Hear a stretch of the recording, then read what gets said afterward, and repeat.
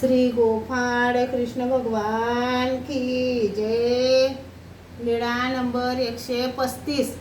रे नायकाची ताप निवृत्ती। रे नायकाला ताप आला, 9 दिवसापर्यंत अन्न घेतले नाही, त्यामुळे अशक्तपणा आला, शिवाय ताप तर होताच। मग नागोबा हे त्यांचे सुपुत्र होते, ते गुरे कळपात नेऊन घालण्यासाठी निघाले। ते मनाशीच म्हणाले, आता परभारे सर्वज्ञांकडे दर्शनाला जावे आणि त्यांचे चरणोदक आणावे। असे म्हणून काखेत तांब्या घेतला, गुरे कळपात नेऊन घातली आणि सर्वज्ञांच्या दर्शनाला आले। तेव्हा सर्वज्ञ छिन्न स्थळीवर बसलेले होते।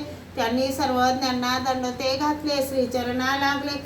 मग सर्वज्ञांपुढे बसले, सर्वज्ञांना पाहिले आणि विनंती करायला विसरले। मग सर्वज्ञांनीच विचारले, एवढ्यात नायक दिसत नाहीत ते का? नागोबा म्हणाले, जीजी त्यांना ताप आलेला आहे आणि अशक्तपणा खूपच आलेला आहे, कारण 9 दिवसपर्यंत अन्नच घेतले नाही, अजूनही ताप गेला नाही। थोडा वेळ बसले, मग जायला निघाले। काखेत तांब्या होताच। सर्वज्ञांनी विचारले, ओ हे काखेत काय आहे?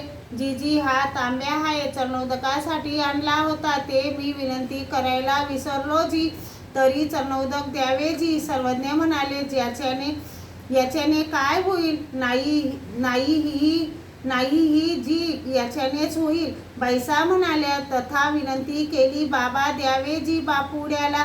सर्वज्ञांनी मान्य केले। मग बैसांनी चरणोदक करून दिले, चरणोदकाने तांब्या भरला। मग सर्वज्ञ त्यांना म्हणाले, हे नायकास पिण्यास द्यावे, अंगाला लावावे, शिल्लक राहिलेले तांब्याचे तोंड बांधून ठेवावे, उजाडल्यावर आंघोळीसाठी पाणी टाकाल, त्यात राहिलेले चरणोदक टाकावे आणि नायकाला असे सांगा, आम्ही तुम्हाला दर्शनाला बोलवलेले आहे। नागोबा म्हणाले, त्यांना कड सुद्धा पलटवता येत नाही, मग ते येथे कसे येतील? तेव्हा बैसा म्हणाल्या, पोरा तू बाबा म्हणतात ना ते ऐक।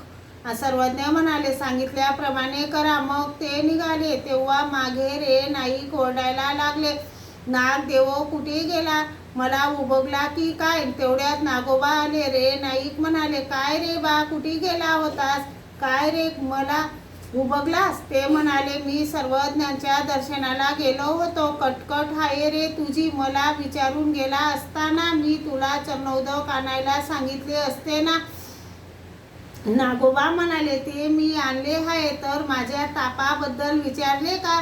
नागोबा म्हणाले, हो मी विनविले, पण सर्वज्ञ असे म्हणाले, हे चरणोदक पिण्यास द्यावे, अंगाला लावावे, उरले ते तांब्याचे तोंड बंद करून ठेवावे, मग दुसऱ्या दिवशी आंघोळीसाठी पाणी टाकाल, त्यात ते उरलेले चरणोदक टाकावे, तसेच नायकाला म्हणावे दर्शनाला यावे।